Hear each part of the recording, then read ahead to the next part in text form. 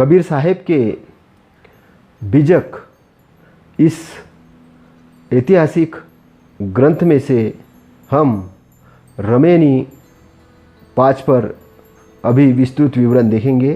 कृपया ध्यान से सुनिए। कह लो कहो युगन की बाता, भले ब्रह्म न चिन्हे बाटा।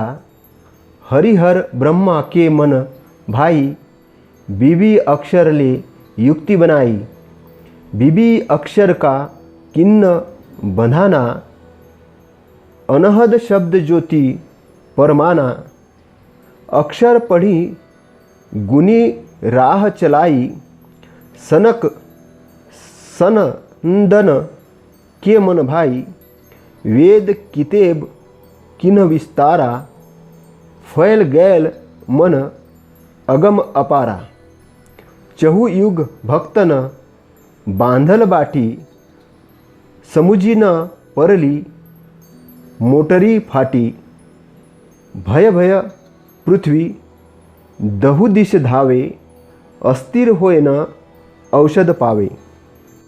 होय बिहिस्त जो चित्त न डोलावे, खसमाई छाड़ी दोजक को धावे। पूरब दिशा हंस गति हुई, है समीप संधि बुझे कोई। भक्ता भक्ति क किन्नी सिंगारा, बूढ़ी गैल सब मांजल धारा। बिन गुरु ज्ञान दुंद भई, खसम कही मिली बात। युग युग सो कहवैया, काहू न मानी बात। इसका हम भावार्थ देखेंगे। साहेब कहते हैं, युगों की बातें कहाँ तक कहूँ।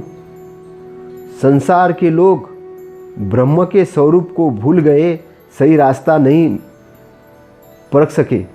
अर्थात ब्रह्म की वास्तविकता क्या है यह वे नहीं समझ सके।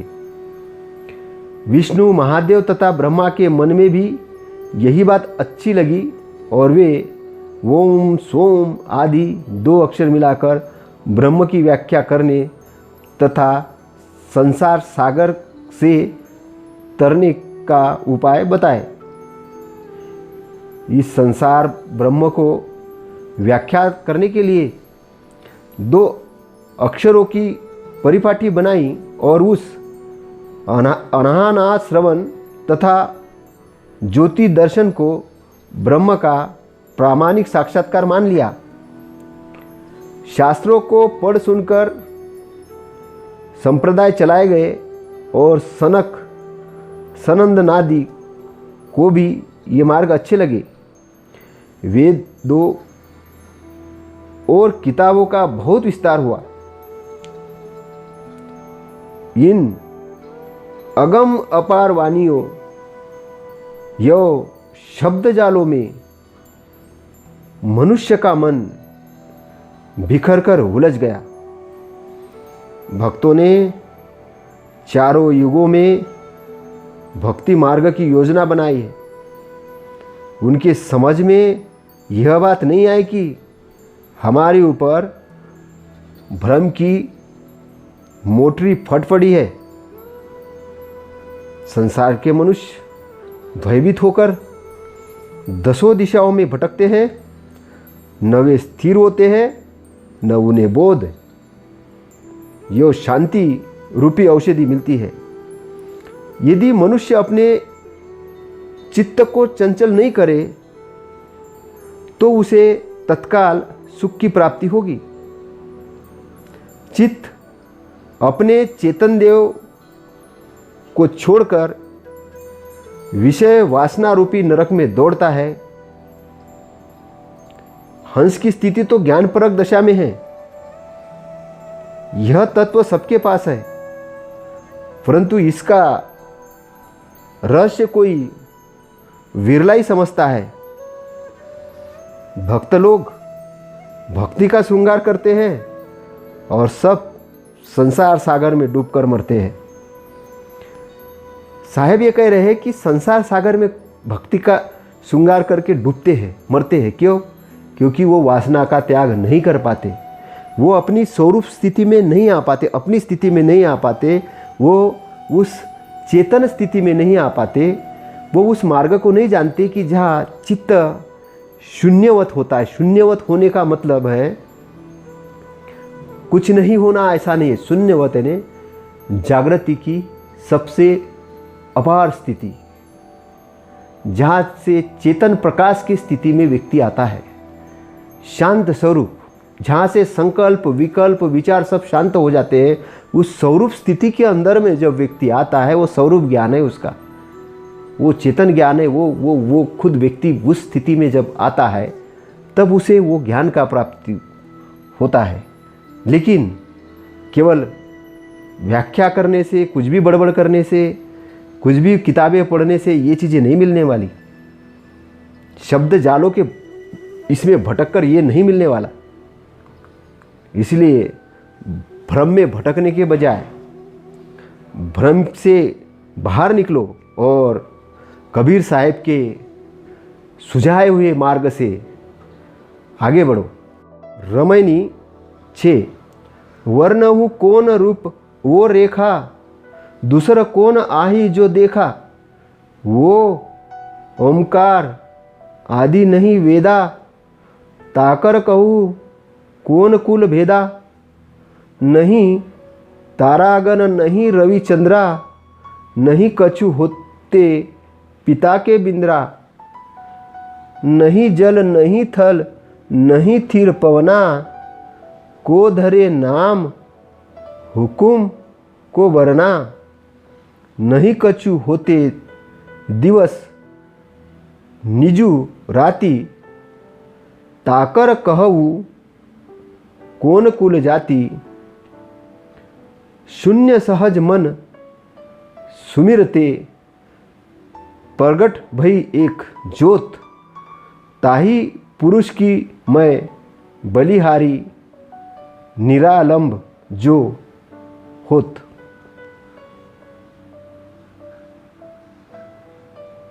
भावार्थ है इसका, किस रूप और लक्षण का वर्णन करते हो? तुम्हारे अतिरिक्त तो उसको किसने देखा है? उस प्रणव का मूल तो वेद भी नहीं जानते हैं। बताओ उसका संपूर्ण रहस्य क्या है?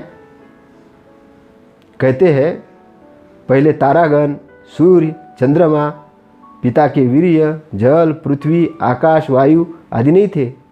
फिर किसने नाम रखा और इन सबको उत्पन्न होने की आज्ञा दी? जिस ब्रह्म के निस्वरूप में दिन रात ज्ञान अज्ञान कुछ नहीं थे, उसके कुल और जाति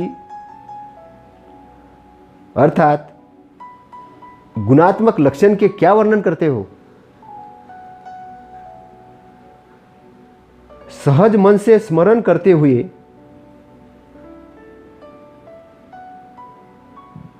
जब हृदय में ज्ञान ज्योति प्रकट हुई,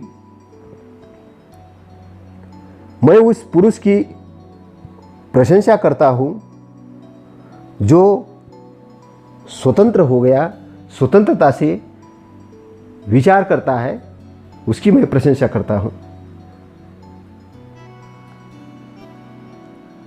शून्य सहज मन सुमिरते, शून्य सहज मन सुमिरते। साहेब कहते शून्य सहज मन सुमिरते, सुमिरते ने विचार करना, शून्य सहज मन सुमिरते। मन शून्य है, कैसा शून्य का मतलब स्थिर है, और स्थिर मन से सुमिरन कर रहा है। अब शून्य की दशा चित्त की भी आती है। चित्त की शून्य की दशा और मन की शून्य की दशा में डिफरेंस है। बहुत से भिक्षु, बहुत से साधु, बहुत से सन्यासी, बहुत से व्याख्याकार मन और चित्त को एक ही बताते हैं, लेकिन मन का काम विचार करना है, मन करता है सभी इंद्रियों का, और चित्त चेतना के साथ जुड़ा है। चित्त हमारे साथ ही उत्पन्न होता है और हमारे साथ ही जाता है। चित्त चेतना के साथ बंधा है, चित्त शुद्ध होता है, चित्त के अंदर किसी प्रकार का बीज नहीं रहता है, तो हम इस भवसागर से पार हो जाते हैं। हमारा बार बार जन्म नहीं होता है।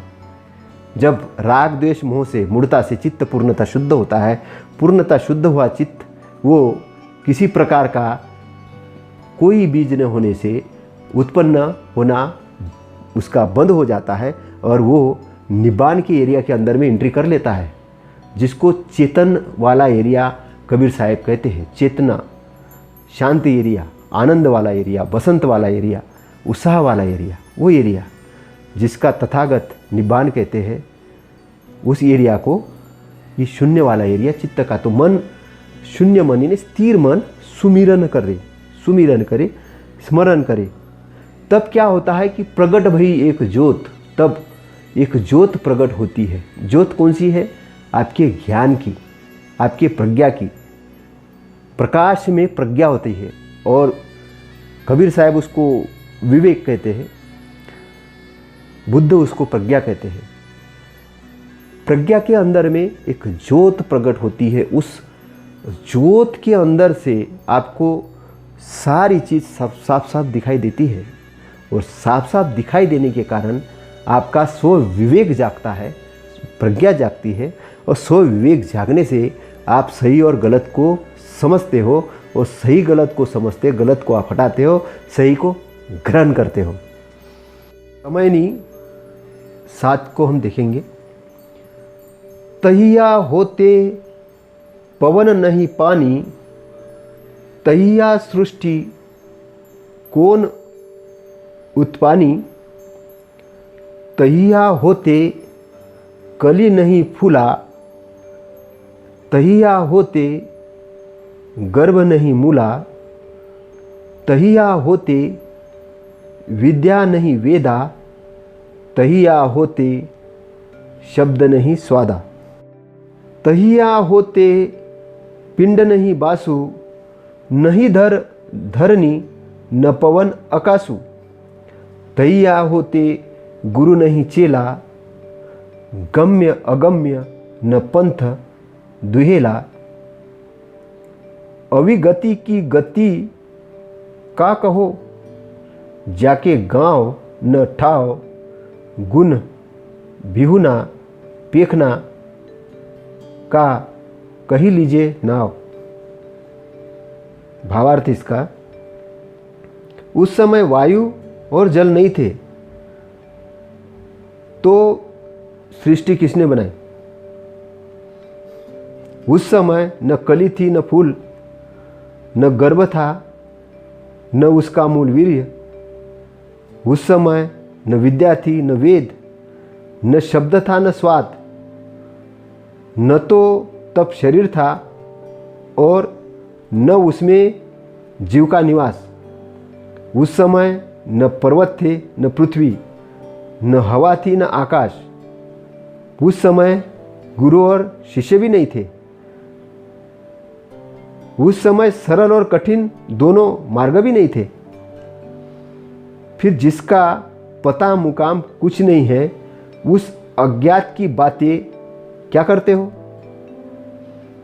इस गुणविहीन दर्शन में कर्ता कारण के क्या नाम कहोगे?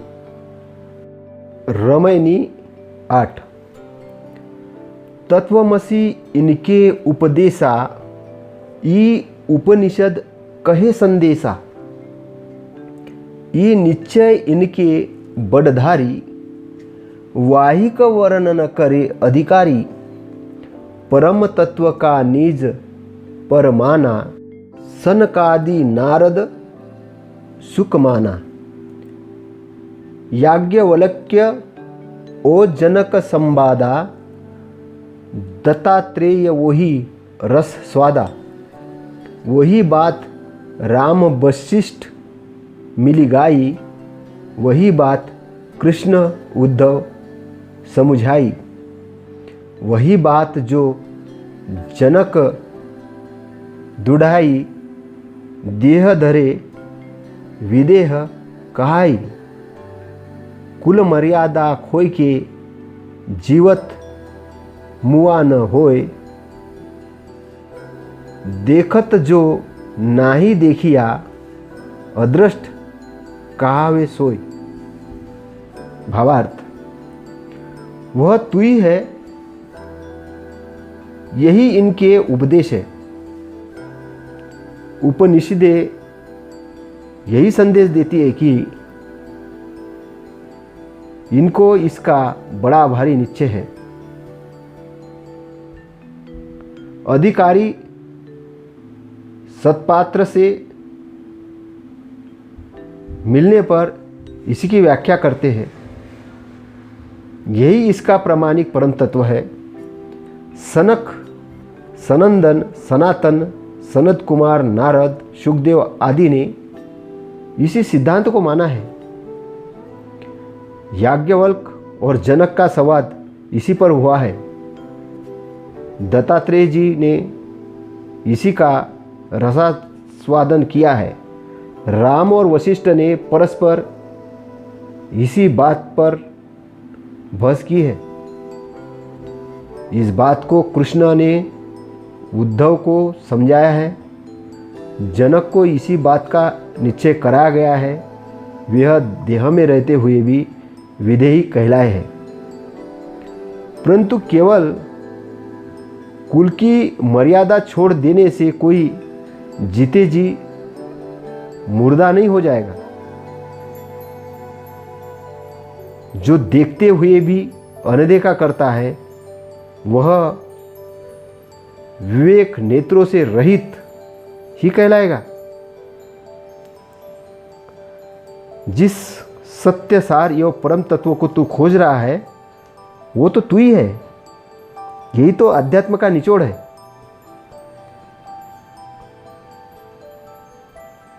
जिस ब्रह्म परमात्मा निर्वाण मोक्ष कैवल्य परमानंद परम शांति की तू खोजता है वो तो तू ही है।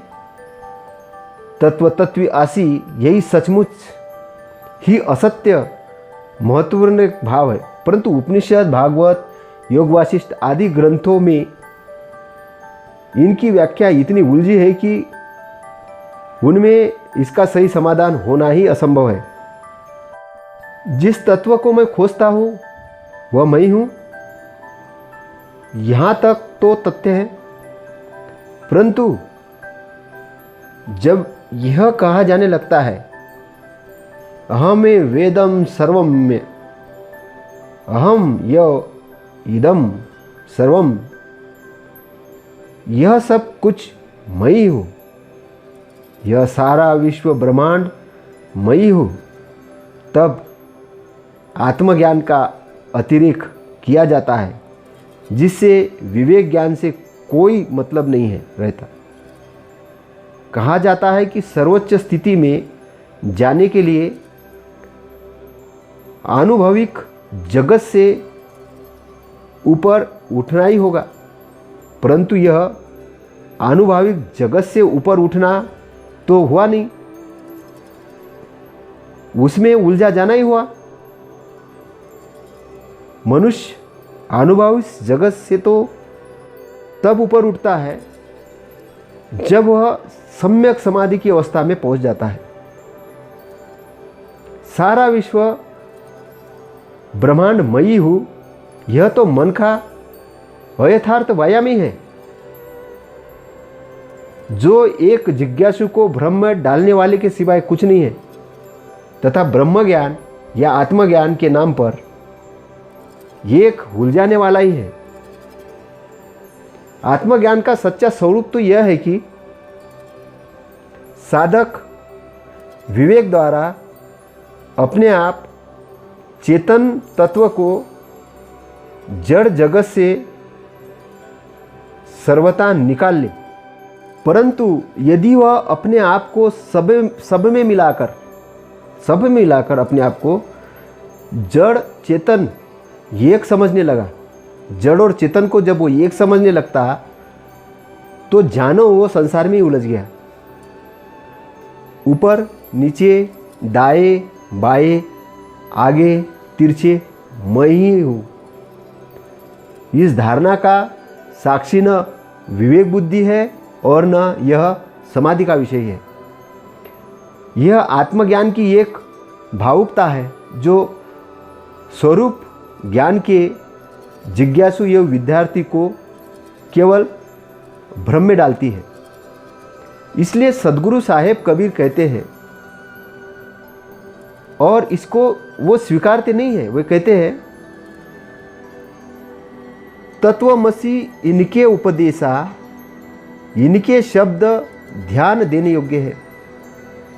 सद्गुरु का कहना है, वे कहना चाहते हैं कि ये मेरा मत नहीं है, किंतु इनका अद्वैतवादियों का मत है, और ये निश्चय इनके बड़ भारी कहकर उन पर करारा व्यंग करते हैं।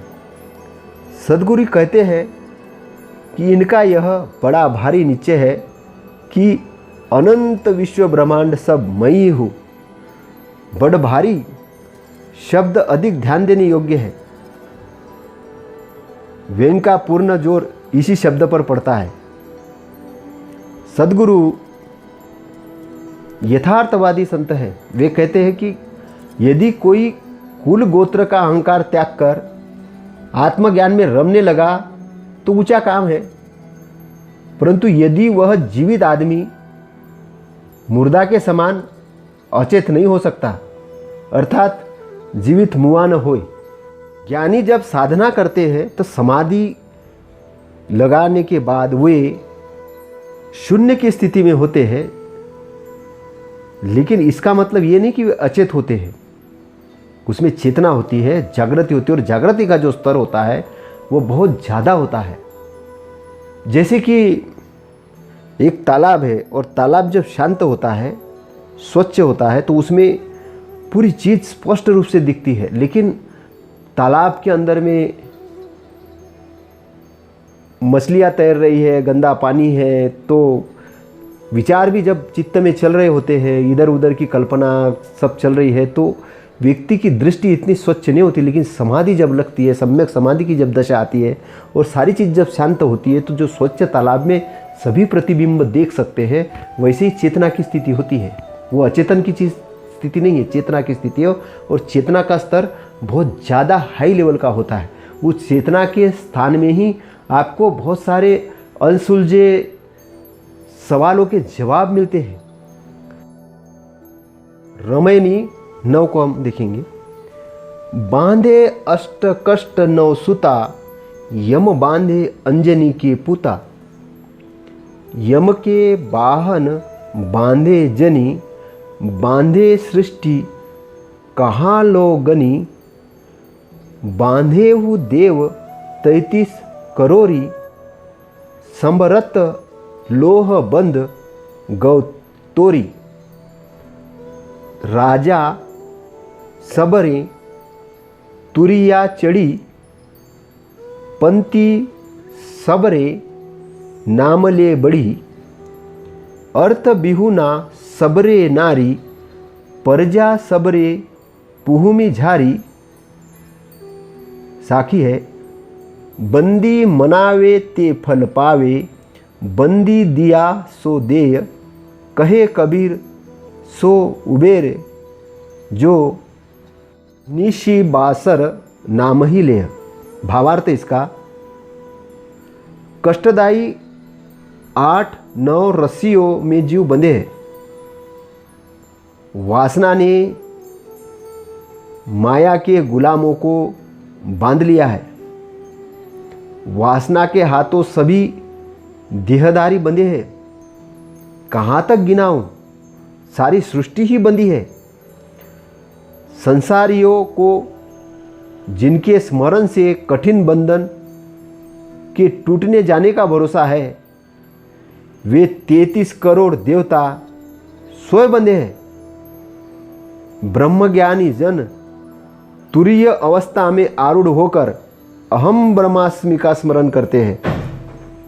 नाना संप्रदाय के लोग अपने अपने मान्य नाम का स्मरण करते हुए अपने साधन पथ में बढ़ रहे हैं।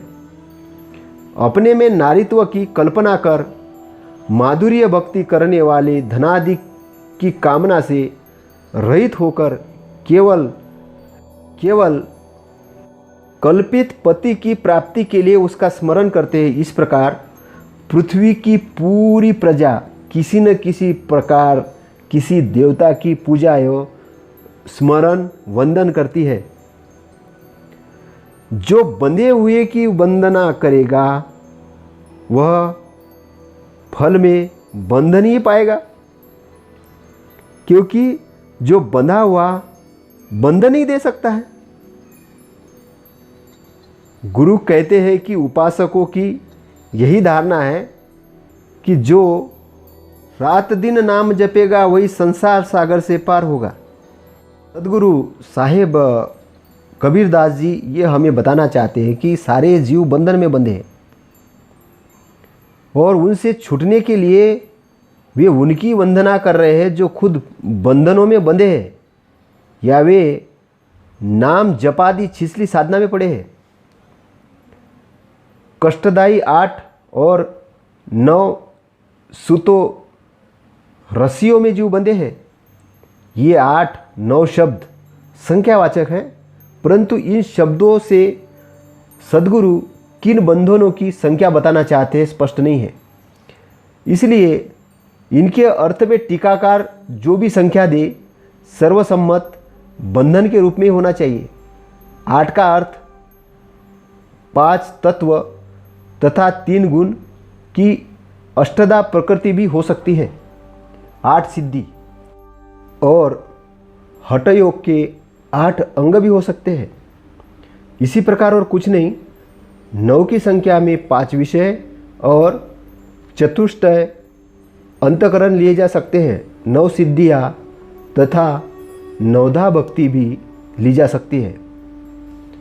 अष्टदा प्रकृति तथा अष्ट सिद्धि तो बंधन स्वरूप है, परंतु हठ योग के 8 अंग भी अध्यात्म चिंतन से हटाकर केवल शारीरिक व्यायाम में लगते हैं, इसलिए बंधन रूपी है। 5 विषय और चतुष्टय अंतकरण की 9धा तथा 9 निधिया बंधनप्रद है, किंतु स्वरूप ज्ञान से दूर रखने वाली 9धा भक्ति भी बंधन स्वरूप ही है। भक्त लोग दिन भर भगवान की मूर्तियों को जगाने, नहलाने, कपड़ा पहनाने, खिलाने, आरती उतारने, सुलाने आदि के बालवत खटपट में ही रत्नतुल्य समय बिता देते हैं। यम उसे कहते हैं जो जीव को बंधन दे। मन की अविद्या एवं विषय वासना ही जीव को बांधती है। अंत यही यम है। अंजनी का अर्थ है माया। जो अंजनी का पूत है माया का गुलाम है, वही यम के हाथों वासनाओं के हाथों में बंधा है। यदि साधक सावधानी में न रहे तो वे नर नारी भी बंधनों में बांधने वाले यम हो जाते हैं जो अविद्या और वासनाओं में डूबे हैं। अविवेकी दूसरों को बंधन ही देता है। जनी का अर्थ है पैदा हुई, अर्थात पैदा हुई सारी सृष्टि के मनुष्य यम के हाथों एवं वासनाओं के पाशों में बंधे हैं। लोग देवताओं की प्रार्थना, उपासना एवं पूजा कर अपने कठिन बंधनों से मुक्त होना चाहते हैं, लेकिन सद्गुरु कहते हैं वे सब देवता स्वयं वासनाओं के बंधन में बंधे हैं। गुलामों की सेवा कर किसने मुक्ति पाई है? पुराणों के अनुसार 33 कोटि देवता है, किंतु वे सब वासनाओं के अधीन हैं। पुराणों में आप देखिए प्राय सारे देवता वासना के अधीन होकर क्या क्या कर्म करते हैं। सद्गुरु कहते हैं इनकी पूजा जप से मनुष्य के बंधन टूटेंगे नहीं, प्रत्युत दूर हो जाएंगे। ब्रह्मज्ञानी जो अपने आप को ज्ञानियों में श्रेष्ठ मानते हैं, तुरीय अवस्था में आरूढ़ होकर अहम ब्रह्मास्मि का स्मरण करते हैं, परंतु वे अपने शुद्ध चेतन स्वरूप को जड़ जगत से पृथक नहीं करते, ना समझते हैं। वे चराचरा विश्व को अपना ही स्वरूप मानकर बंधनों में उलझ जाते हैं। लोग अपने अपने संप्रदाय को सीमित मान्यताओं में ही अपनी बुद्धि बांध देते हैं। मान्यताओं से ऊपर उठकर सबके मानने वाले अपने चेतन स्वरूप को न समझ पाते हैं और न उसमें स्थित हो पाते हैं।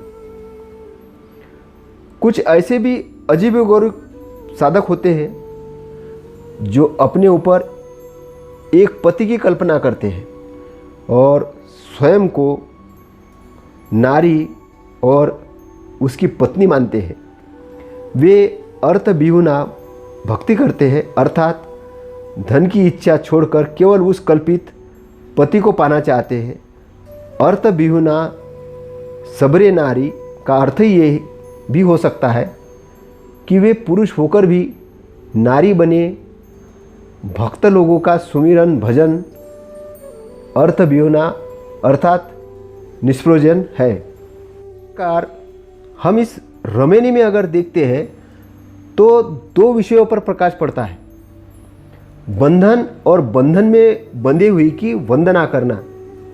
अभिप्राय तो यही है कि इन दोनों का त्याग करना, बंधनों से छुटकारा विवेक ज्ञान तथा विषय वासनाओं का त्याग से होता है, किसी दूसरे के स्मरण और नाम जप से नहीं।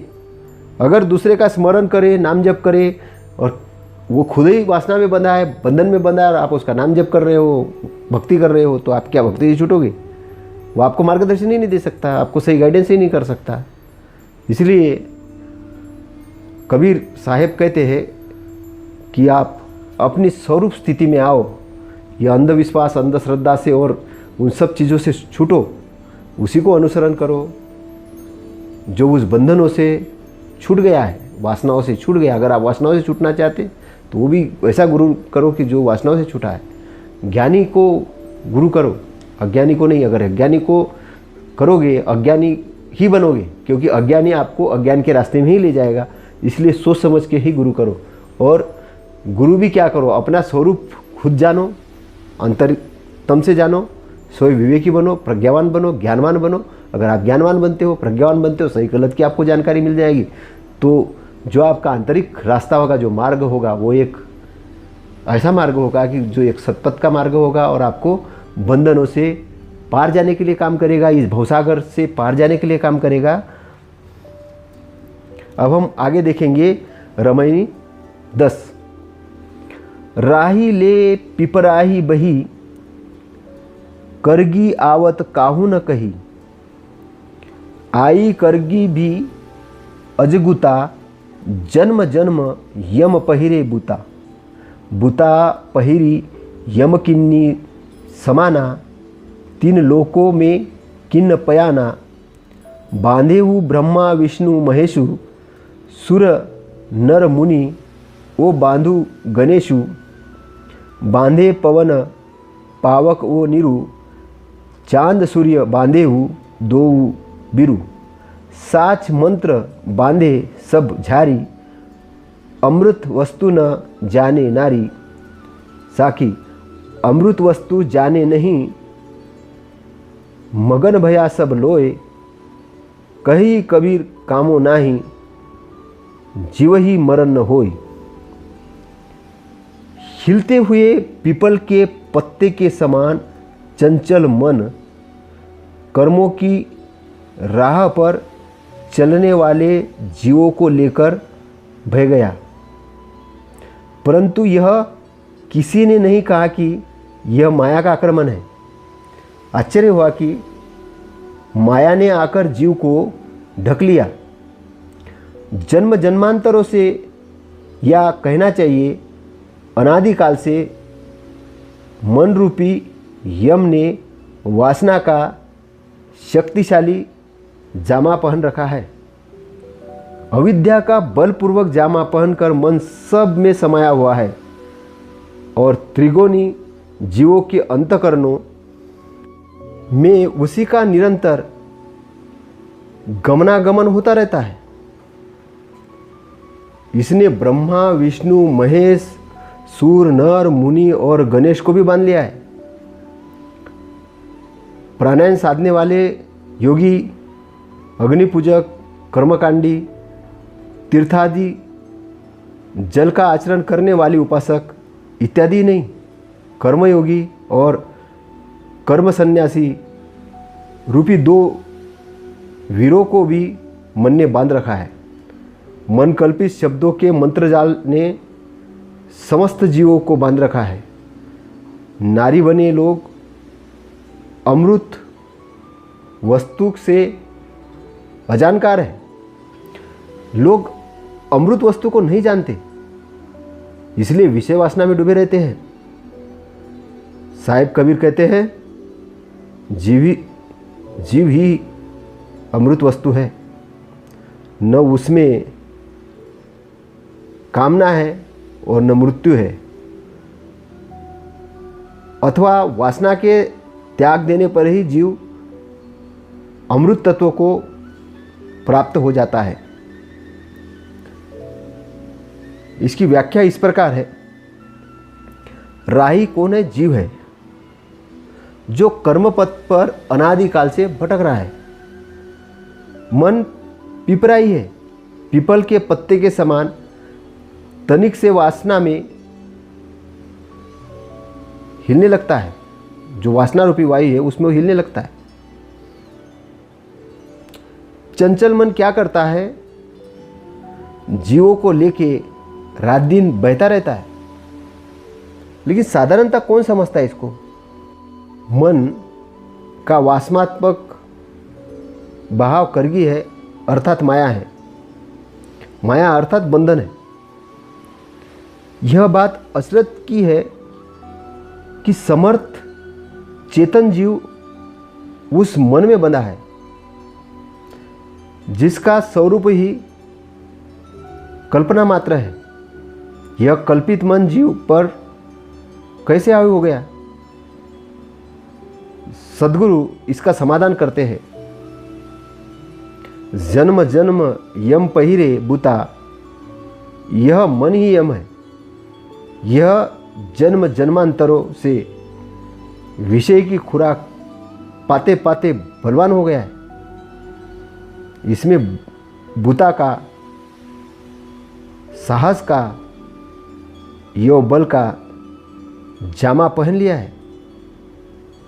अर्थात इसका अर्थ ये भी होगा कि अनादिकाल के विषय अभ्यासवश मन की वासनाएं बलवान हो गई है। विषय वासना के मजबूत बक्खर पहनकर मन सब में घुसा है।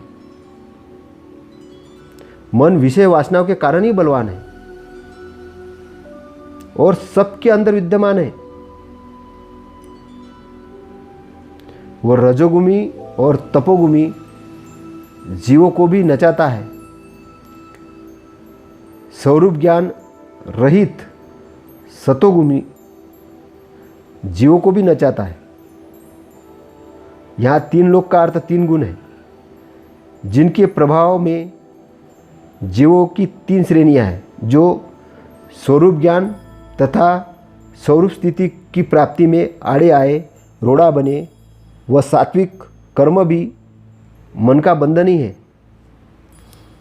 ब्रह्मा, विष्णु, महेश, गणेश आदि समस्त देव संज्ञक जन की क्रियाएं भी मन के जाल के बाहर नहीं है। फिर ऋषि मुनि और साधारण मनुष्यों की बातें तो कहना ही क्या है। सभी के सभी जो देवता है कल्पना की उपज है, लेकिन पुराणों में देवताओं का व्यक्तिकरण किया गया है। वहां उनका चरित्र सर्वथा उज्जवल नहीं है। अधिकतम ऋषि मुनियों की भी यही बातें हैं। इसलिए सद्गुरु साहिब कहते हैं कि ये सब मन के बंधनों में बंधे हैं। बांधे पावन पावक वो नीरू, चांद सूर्य बांधे हु दो वीरू। इस चौपाई में पवन पावक नीर चांद और सूर्य के नाम है जो सर्वथा जड़ है। ये अपने प्राकृतिक नियमों के साथ बंधे हैं। इनमें न चेतना है, इसलिए न मन है। अंत इन पर वासना या मन का बंधन बंध नहीं सकता। वैसे पुराणों में पवन, अग्नि, वरुण या जल, चंद्रमा और सूर्य नाम के व्यक्ति देवता का भी विवरण है। सद्गुरु कहते हैं इन्हें भी मन की वासनाओं ने बांध रखा है। इनके चरित्र चित्रण भी प्राय उज्जवल नहीं है। यहां पवन से अभिप्राय है रोकने वाले,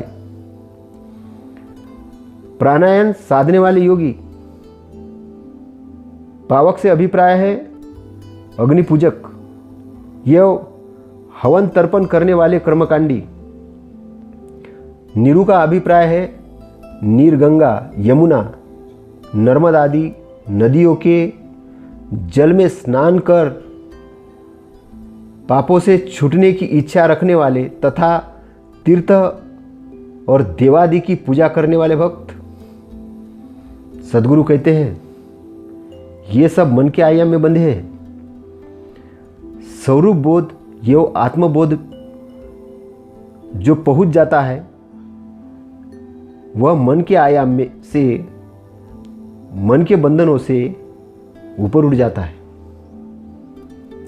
चांद सूर्य बांधे वो दो बिरु, जहाँ चांद और सूर्य क्या है? चांद शीतल है और सूर्य गर्म। चांद का अर्थ कर्मयोगी तथा सूर्य का कर्म सन्यासी किया गया है। कर्मयोग का अर्थ ही है कर्म करते हुए अनासक्त रहना, और ये काफी सरल रास्ता है। कहते हैं अपने अमृत स्वरूप का जिसको बोध नहीं है, तो उक्त दो जो वीर है कर्मयोगी और कर्म सन्यासी भी मन के जाल में बंधे हैं। अंततः साहेब कहते हैं सत्य को शब्दों के जाल में बांध रखा है, साचे मंत्र बांधे सब झारी। मननाथ मंत्र जो मनन से विवेक से सिद्ध हो वह मंत्र है। परंतु मंत्रों के नाम पे बकवास शुरू हो गई है, जिनमें विवेक तथा विश्व के शाश्वत नियमों से दूर का भी संबंध नहीं है। ऐसे भावों को व्यक्त करने के लिए मनमाने शब्द घड़ लिए गए हैं और ये मंत्र के नाम पर चलाए जाने लगे हैं। यहाँ मंत्र का अभिप्राय है ईश्वर वचन, शास्त्र वचन, आप्त वचन तथा प्रमाण वचन। चतुर मनुष्यों द्वारा प्रभु वचन तथा शास्त्र वचन के नाम पर जनता के बुद्धि का शोषण किया जाने लगा। सत्य ज्ञान तथा मानवता के बिल्कुल विरोधी बातें ईश्वर वचन और शास्त्र वचन कहकर मनुष्य पर बलात् रूप से थोपा जाने लगा। उन वचनों पर विचार करने वालों को नास्तिक, काफिर, नापाक आदि कहा जाने लगा। मनुष्य अपने ही बनाए वाणी जाल में उलझ गया। आपु ही बरी आपन अगर बंधा, सत्य चेतन को उसी के बनाए मंत्र ने, शब्द जाल ने बांध लिया। अमृत वस्तु न जाने नारी, नारी बने हुए जो लोग हैं अपने स्वरूप स्थिति को नहीं समझ सकते।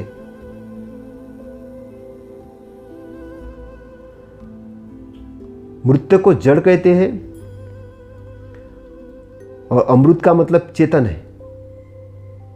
चेतन अमर है और अमर जो है, चेतन जो है, वो अपना खुद का शाश्वत स्वरूप है। जो लोग किसी कल्पित पुरुष को अपना पति मानकर अपने आप को नारी या पत्नी मानते हैं, उन्हें खाक अपने अमृत जो स्वरूप है, अमृत स्वरूप जो अपना खुद का स्वरूप है, उसका बोध होगा। वे तो स्वरूप ज्ञान के विरोधी एक कुसंस्कार लेके जीते हैं। इसलिए सद्गुरु रमिनी में कहते हैं, अमृत वस्तु जाने नहीं, मगन भया सब लोय, कही कबीर कामो नाही, जीवही मरण न होय। जो मन की कल्पित मान्यताओं में डूबे हैं, वे लोग अपने गरिमा में अमृत स्वरूप जो स्थिति है उसको समझ नहीं सकते। जो कल्पित देवताओं को पशु बना है, जिसे घुटने टेक कर रोना गिड़गिड़ाना भी भाता है, वह पत्नी बनने का घृणित सांग भरता है, वह अपने अमृत पद को क्या समझ सकता है? अपनी गहनतम दशा को समझने के लिए मन यम के बजाय सारे जालों को तोड़ना पड़ेगा। सारे देवता और पति मानव की हीन भावना से पैदा हुए मन के ही विकार है। इनसे ऊपर उठे बिना अपने अमृत स्वरूप स्थित नहीं हुआ जा सकता। कही कबीर कामो नाही, जीवन मरण न होए। जीव के शुद्ध स्वरूप में कामना का मल नहीं है और उसका मरण भी नहीं होता। यह क्रमशः व्यवहार और सिद्धांत। जीव का मरण नहीं होता, वह अमृत है। यह अमृत का सिद्धांत है। वासनाओं का त्याग कर देना, यह अमृत का व्यवहार है। सिद्धांतता जीव का अमृत जो स्वरूप है वो अमृत है, अमृत स्वरूप है। परंतु व्यवहारतः कामनाओं, विषय वासनाओं का त्याग करना अमृत है। हमें अपने अमृत स्वरूप का ज्ञान तो है, परंतु हम कामना विजय नहीं है। हमने वासनाओं पर विजय नहीं पाई है, तो हमें अमृत तत्व का अनुभव नहीं होगा। इस रमैनी के अंदर दो बातें मुख्यतः उभर कर सामने आती है। एक है वासनाओं की प्रबलता और त्रिगुणी जीवों में बहने का चित्रण, और दूसरा है वासनाओं से अपने अमृत चेतन स्वरूप की पहचान तथा स्थिति। तो अपने अमृत चेतन की पहचान करना है, उसकी स्थिति को जानना है, उसकी स्थिति को जानकर समझकर वासनाओं का धीरे धीरे त्याग करना है और अपने मूल स्थिति में आना है, अपने चेतन स्वरूप में आना है। ऐसा कबीर साहिब कह रहे हैं।